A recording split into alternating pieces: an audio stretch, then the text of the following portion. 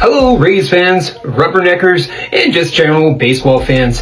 I'm Roman Rodriguez for Baseball Banter Broadcast, and here are some updates on Rays notes. When we last talked back on November 8th, a lot has transpired since then, so I want to catch you up on where the state of the Rays are currently. The first major thing that has transpired is the Trop is ready to go with the tarp being back on top of the roof. So all the 24 panels have been attached. So kind of like a J.J. Abrams project. No one really likes it, but it just keeps on coming back. So it's great to see for the Trop. It's great to see for the city of St. Petersburg, and of course the state of Florida, because as you know, the reason why the Rays moved from the Trop last year was because they're hurricanes. So it's good to know that we were able to rebound and at least rebuild. And baseball, for better or worse, say what you will, all jokes aside, has returned back, at least in principle, to St. Petersburg and to the Trop. So that's definitely good for the economy there, good for Fergs. So hat tip to the folks over at Fergs. If you haven't ever been down there, go ahead and do yourself a favor. It's a wonderful sports bar, really huge, really awesome, pretty big, and in no way sponsoring us. Other news, let's go ahead and touch on some things that happened in the roster. When we last left off, it was right before we had to announce, the Rays had announced their 40-man roster before the Rule 5 draft, so a lot was able to move and shake. Cameron Meisner, he was one of the 10 outfielders that were on the 40-man roster. Cameron Meisner, unfortunately, was a casualty of the cuts. He was traded to the Kansas City Royals for a player to be named later, or Cash. Not Kevin Cash, mind you, but just Cash money.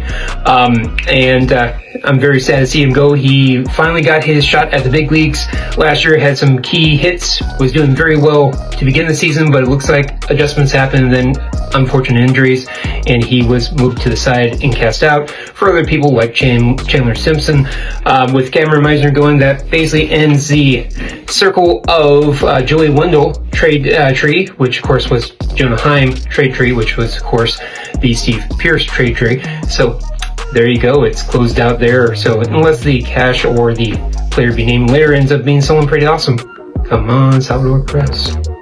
Also, we were able to have some movement on Nate Levander. He was the Rule 5 pick from last year who never panned out. He was injured the whole time, so we returned him back to the Mets. So best of luck to him. Hardly knew ya, but that cleared out some of the 40-man spots, which is very.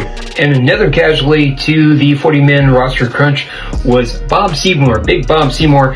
Bob Seymour, what can we say about him? He was big and lumbering. He was kind of a second coming of Kevin Witt.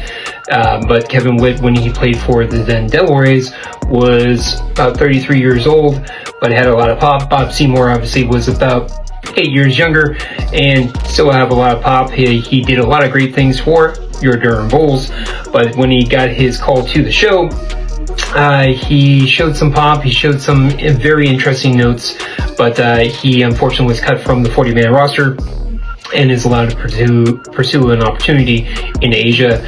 Best luck if you go to the KBO. Best luck if you go to the MPB. Whatever you do, Bob, thank you very much for all you've done. Brian Van Beal, speaking of thank you for all you've done, Brian Van Beal, he was part of the earlier trade from the Cincinnati Reds. He was one of the gets for the Zach Littell trade. Two players were traded from Cincinnati, one being Brian Van Beal, the other one being a piece that went to the Dodgers for Fiducia. So that trade may still have some life to it, with Fiducia continuing to play for the second string spot and the lefty exclusive spot for the Rays. Now, Brian Van Beal unfortunately didn't do much. I believe he got injured near the end. He had a 5.40 ERA for his first ever look at the big leagues. Definitely some upside to him. In my opinion, he's a right version of a Josh Fleming. Not overpowering stuff, but he can be reliable. He can definitely give you some innings. So best of luck to that young man as well.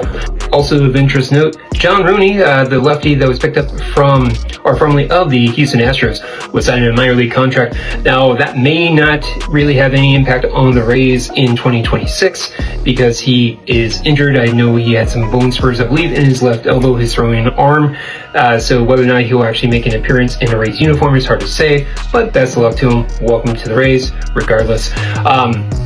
Of interest note, also affecting the 40-man rosters for your Rays, the 3 guys that were protected from the Rule 5 draft were Dominic Keegan, the catcher that I mentioned in the November 8th entry of our notes.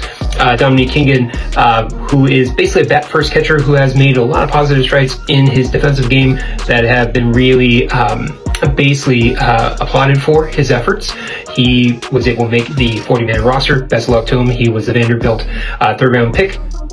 So former Vanderbilt Commodore. 2 other players of note. Alex Cook. Alex Cook is a guy who was from a small college, and he was able to really make a name for himself in the minor leagues, taking advantage of opportunities. Best of luck to him.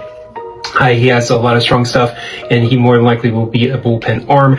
When I watch Alex Cook, I kind of see a little bit of a Dan Wheeler type player, if you will, but a little bit more slender than Dan Wheeler. Nothing personal, Dan. Thank you very much. Additionally, Javier Arellano. Yes, it took me about 5 tries to say that name, so don't ask me to say it again. But Javier Arellano was the player that came back actually from the Danny Jansen trade. A lot of upside. Now, as you may have heard me before, the second base area for the Rays in terms of depth is not there. And so if you're wanting to trade Brandon Lau, which I brought that up when I was talking about the Rays forecast in terms of how the Rays are going to stack up earlier in this year with Jeremy Lenacuenta. If you haven't checked it out, check it out. I look very foolish because I bring up Chris Monroe, which I'm going to talk about in a second. But Arellano, he was part of that trade with Danny Jansen, and since he was traded, he's done very well. He was promoted to the Montgomery Biscuits, which is AA affiliate for the Rays. So will Arellano make an impact on the Rays this season? Not likely, but who's to say? With injuries, if a really good trade comes about, maybe he'll come about, but we'll see. Best of luck to those 3 gentlemen who made the 40-man roster and protected from the Rule 5 draft. There are some guys who are available in the Rule 5 draft now that were not protected. So guys like Cooper Kinney, which I touched on previously, he'll be available. So the Rays may end up losing a couple guys. As always, they have a good farm system, so teams want to give other players a look. So that's definitely on November 18th. Of interest note, Eric Orzi, who was a guy that came back and forth on the Durham bus, if you will, to the major leagues this season for the Rays in 2025. He was actually traded to the Minnesota Twins for a very promising arm who basically is a variation of Eric Orzi, a gentleman by the name of Jacob Kiston. I may be mispronouncing your name, don't worry. Hopefully in about 2 to 3 years time when you make it to the Rays, I'll know your name very well. So best of luck to you, gentlemen. Eric Orzi, what can you say about him? He made the most of an opportunity. He wasn't really highly sought after, if you will, when the Rays traded the Mets for him for Jose Siri. That trade really didn't strike a lot of fear until Siri didn't do well for the Mets, and then people were kind of pawning over the fact that the Rays, quote unquote, did it again. So best of luck to you, Eric Orzi, in Minnesota. In Minnesota, you're welcome to have Taj Bradley, of course, Eric Orzi, and Joe Ryan. So, you're welcome. We'll take Christmas presents. November 18th was yet again a busy date because also on this date a few more moves happened of significance that really has made an impact on the Rays 40-man roster as we're moving to free agency and other potential moves may happen. So please do stay tuned. But the moves that we're continuing to make on that date, we got Steven Wilson and Yoandres Gomez from the Chicago White Sox for Everson Pereira and Tanner Murray. So Steven Wilson is somebody we just got done talking about. Eric Orzi, he basically is the replacement for Eric Orzi with a lot more pedigree in the major league level. Definitely some interesting stuff. He could be a very good swingman in the bullpen, somebody who will probably appear in the 6th and 7th inning. Maybe a spot starter, maybe an opener, depending on what's going on. I can see that in the Rays. Yoandres Gomez, He looks like a very promising right-hand arm. Will he make it all the way through the 40-man roster come spring training and or opening day? I don't know. He seems to be on that fringe cusp. So we'll see if he makes it away. It cost the Rays Everson Pereira, who was a part of the Luke Raley tree, if you will.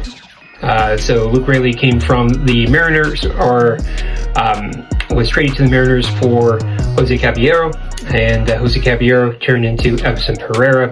Everson Pereira, if you recall what I mentioned with our team wish list, if you will, I compare Everson Pereira to a guy that we're going to be talking about in a minute. Christopher Morel, saying that he was a poor man's Christopher Morel, and sure enough, as fate would have it, he unfortunately was traded off to the White Sox, making me look very silly, but that's okay, no problem. I'm here to entertain you people, so you're more than welcome. Tanner Murray was somebody of interest, a good solid second baseman, good solid career, definitely had some clutch hits in the minor leagues, especially for Montgomery. He was somebody who was a depth piece at this point when we're talking about where the Rays are lacking in second base. Tanner Murray was one of the names that kind of floated out there. So best of luck to Everson Pereira and Tanner Murray in Chicago, much like the Minnesota Twins. You're welcome. You got Curtis Meade, you got Everson Pereira, you got Tanner Murray.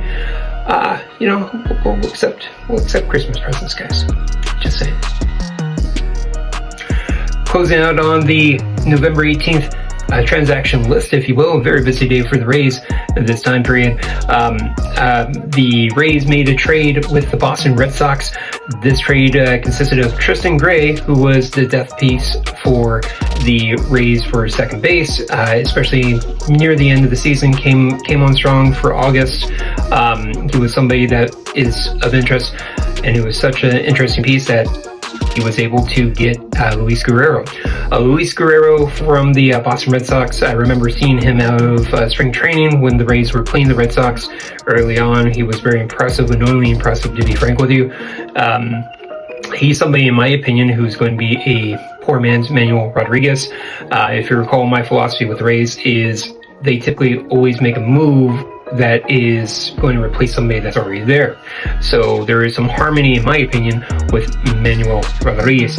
Welcome to the Rays, Mr. Luis Guerrero, albeit it's very late, but still, hey, welcome regardless. Three additional moves which will close the book on November 18th transaction timepiece is the Rays cut ties with three players, one of which will come back in a minute. But the three players of note: Christopher Morel, Forrest Whitley, as well as Mr. Jake Fraley. So Christopher Morel, let's talk about him. If you recall, in previous interviews, if you will, I compared Christopher Morel to a very poor man's Nelson Cruz. Very long swing. He was part of that Isaac Paredes deal with the Chicago Cubs. That deal was able to garner, of course, Biggie, as well as a person that is going to be of note, Ty Johnson, but he was that quote-unquote key piece. Not to mention that he also opened a spot for Junior Caminero. Now, Hunter Biggie is definitely going to be a big piece, in my opinion. He's probably going to be a potential closer moving into 2026, so best of luck to him. And Ty Johnson, he was actually named recently the Rays minor league pitcher of the year. Best of luck to him as well. But when we talk about Christopher Morel, hard to say, and disappointing is not a word that can be used, because unfortunately it can be. A lot of potential. You can see why it's there. Great exit philosophy. A lot of good things to become that gentleman. He's 26, hasn't reached his prime yet, and this could be one of those Jose Bautista type players where he'll tweak something and then he'll just completely go off. And the Rays, along with the Cubs and anyone that's given up on him, are going to look very stupid. It would not surprise me at all. Forrest Whitley, he former first-round pick who sat and lingered in the Astros minor league system, came in with the Rays around the start of their swoon, if you will. He had a really good first game, and then, unfortunately, not very good. He rebounded well in the AAA system of Durham Bulls for the Rays. And I saw a lot of potential in him, but potential, unfortunately, did not keep him on the 40-man roster. He has to be let go so he can pursue an opportunity in the MPB in Japan. So best of luck to him, Mr. Whitley. Maybe it's another Parker Markle situation where he'll come back and just roar back and really look very strong after shining very bright in the MPB. So things to come maybe for that gentleman. And Jake Fraley.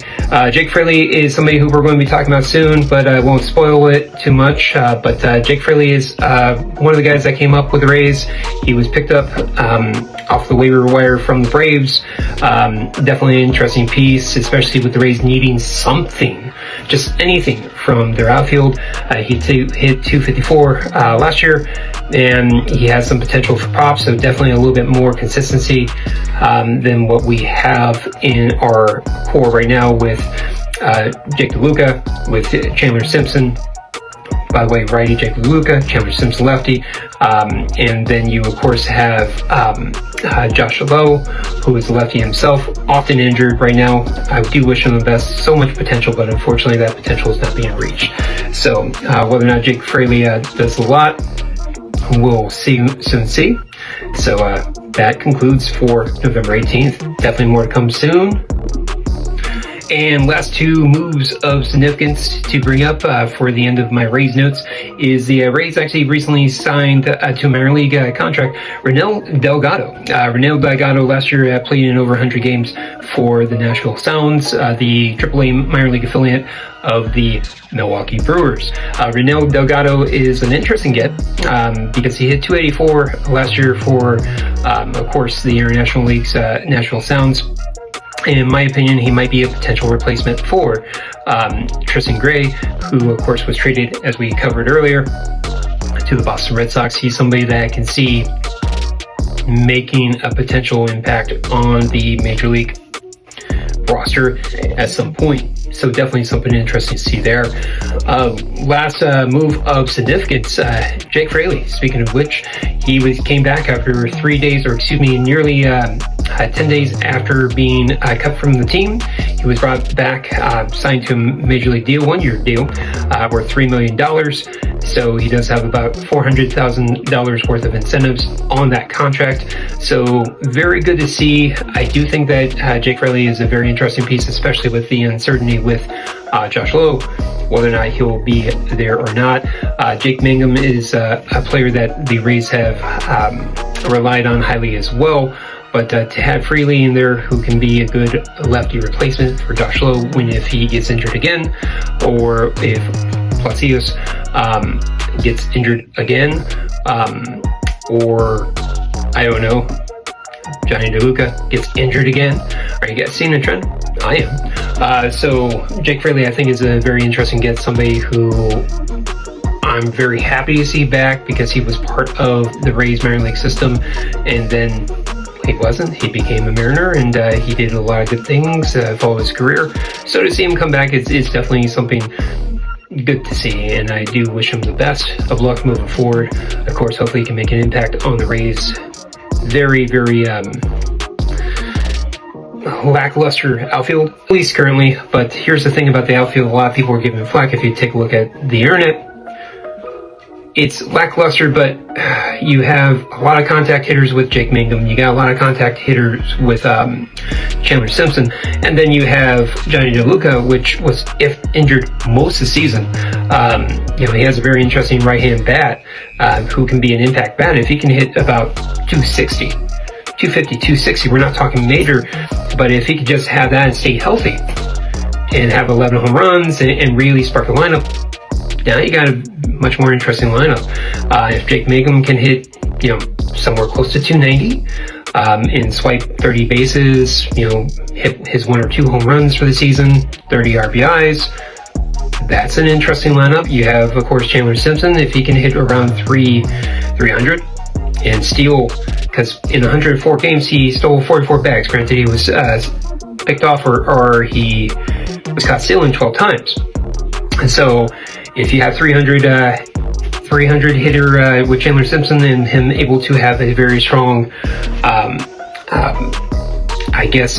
very strong opportunities or results on the base pass. That will definitely be something that'll be interesting to see. In terms of Josh Lowe, if we can get him for 120 games, and if he can give us not the 290 that he was hitting previously in 2023, but if we can just get him getting about 240, 250, 260 with 18 bombs, and solid defense. If we can do that for more than a handful of games, now you're looking at something that's a lackluster offense to being very good. Then you put in Jake Fraley into the mix.